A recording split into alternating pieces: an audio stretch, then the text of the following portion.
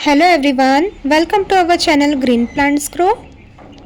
बहुत लोग कमेंट्स में पूछते हैं कि आपकी प्लांट में इतनी अच्छी फ्लावरिंग कैसे होती रहती है और सीड पॉट्स भी इतने अच्छे कैसे बन जाते हैं बार बार। और लोग पूछते हैं कि हमारे प्लांट में तो फ्लावरिंग भी नहीं होती और ना ही सीड पॉट बनता है।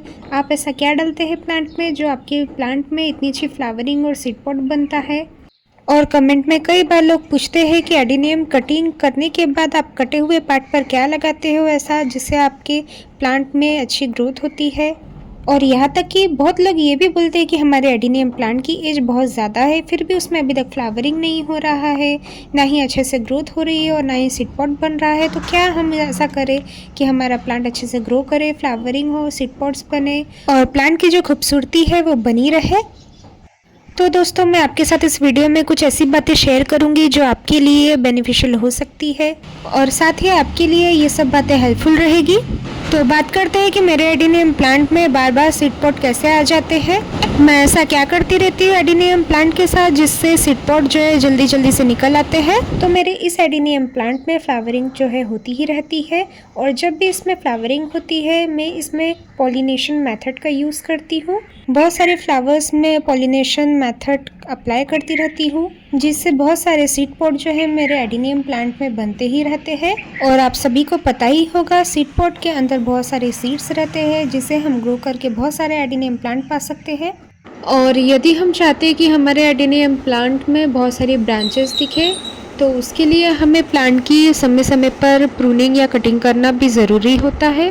प्रूनिंग करते रहने से प्लांट में बहुत सारी ब्रांचेस आएगी और जो प्लांट है थोड़ा हरा भरा सा, थोड़ा घना घना दिखने लगता है। एडेनियम प्लांट की प्रूनिंग के लिए बेस्ट समय जो है फरवरी, मार्च, अप्रैल होता है। ये 3 महीने में प्लांट की प्रूनिंग करना बहुत अच्छा होता है। इस समय जो प्लांट है अपने डोरमेंसी पीरियड से बाहर आ चुका होता है और इस समय कटिंग करने से प्लांट में कोई भी इन्फेक्शन नहीं लगता और ग्रोथ जो है बहुत अच्छी रहती है इस टाइम। इसलिए फरवरी, मार्च, अप्रैल में ही इसकी प्रूनिंग करनी चाहिए। और जब भी हम प्लांट की प्रूनिंग करते हैं तो सबसे पहले नाइफ़ या कटर को साफ़ कर लेना चाहिए पानी से अच्छे से। और उसके बाद जब भी प्लांट की प्रूनिंग करें तो प्रूनिंग के बाद ब्रांच के कटे हुए पार्ट पर दालचीनी पाउडर, टर्मरिक पाउडर या फंगीसाइड पाउडर कट किए हुए पार्ट पर अच्छी तरह से लगा देना चाहिए।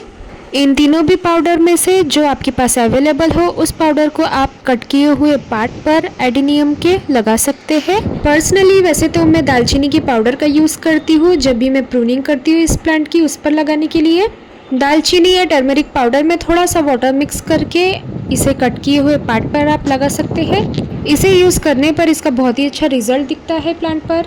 इनका यूज़ करने पर किसी भी टाइप का फंगल इन्फेक्शन प्लांट पर नहीं लगता है और प्लांट की ग्रोथ बहुत अच्छी बनी रहती है। एक कमेंट ये भी था कि मेरे प्लांट्स पर हमेशा फ्लावरिंग होती कैसे रहती है।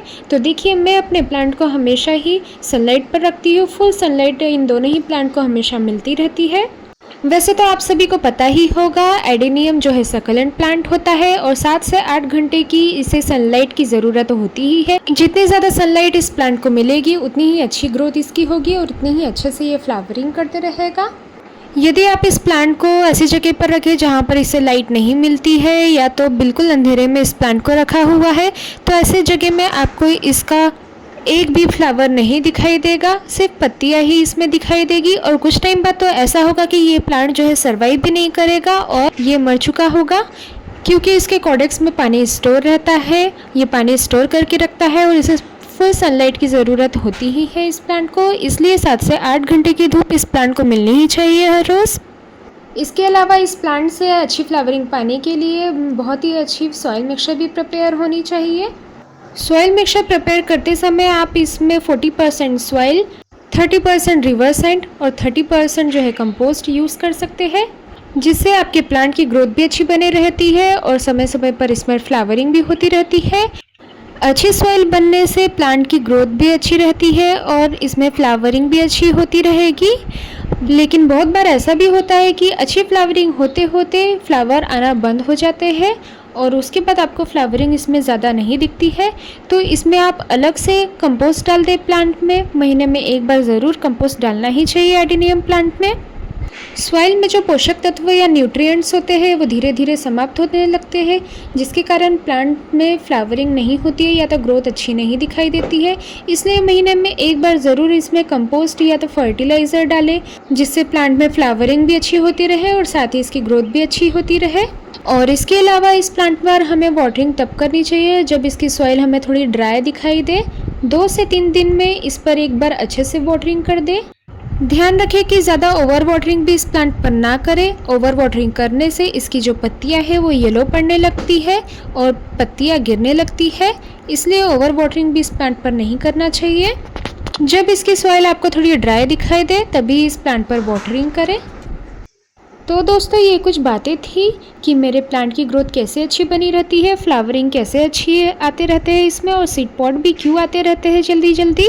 आई होप आपके लिए भी ये वीडियो हेल्पफुल रहेगा। अगर वीडियो पसंद आए तो वीडियो को लाइक करिएगा, चैनल को सब्सक्राइब करिएगा और कमेंट करके ज़रूर बताइएगा कि आपको ये वीडियो कैसा लगा।